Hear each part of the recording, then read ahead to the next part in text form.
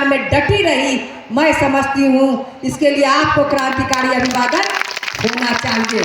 मैं उम्मीद करती हूँ बहनों कि इसी तरह अभी जब मैं आ रही थी बेगूसराय से तो हमारी 3-4 बहनें बेगूसराय स्टेशन पर चल रही थी। हम बोले क्या रे, यहाँ 16 परियोजना है, 4-5 जा रही है, ऐसा क्यों? बोले कुछ निराश है, क्या है 1,000 रुपया बढ़ा। हमने क्यों 1,000 रुपया बढ़ा?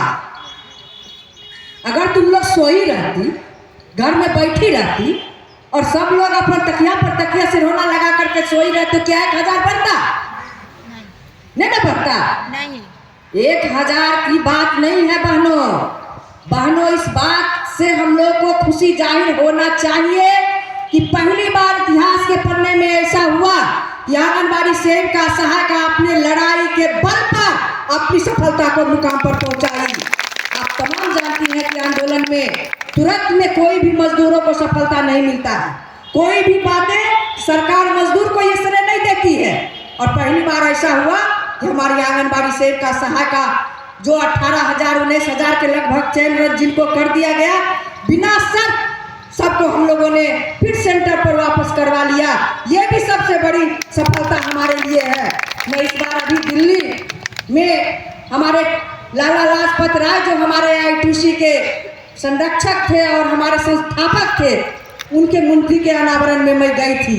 10 केंद्रीय ट्रेड यूनियन के हमारे तमाम राष्ट्रीय स्तर के नेता उस कार्यक्रम में भाग ले रहे थे और सब लोग हमसे पूछ रहे थे कि बिहार में जो आंगनबाड़ी सेविका का जो हड़ताल चला उसमें मैडम कुछ सफलता मिला कि नहीं।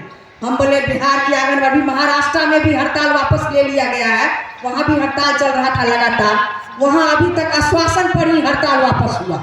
लेकिन मैं उन लोगों को कही कि बिहार की आंगनबाड़ी इतना कमजोर और निर्बल नहीं है, वो जब भी लड़ती है तो कुछ न कुछ सफलता हासिल करती है।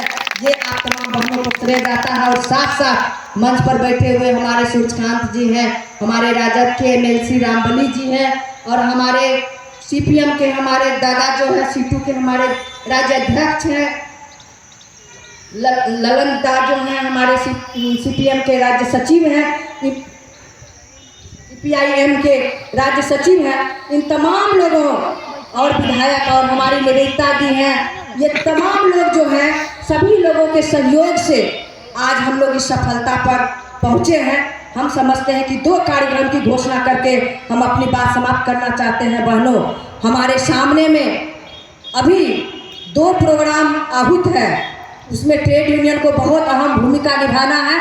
वो ये कि 10 तारीख को राष्ट्रव्यापी सभी डीएम के कार्यालय पर हम तमाम लोगों को केंद्रीय किसान सभा ट्रेड यूनियन को मिला करके एक बहुत बड़ा आंदोलन पूरा राष्ट्रव्यापी होना है, उसकी तैयारी हम बहनों को करना है। साथ साथ 16 तारीख को 1 दिवसीय बंद का ऐलान, भारत बंद, ग्रामीण बंद का ऐलान किया गया है 16 फरवरी को।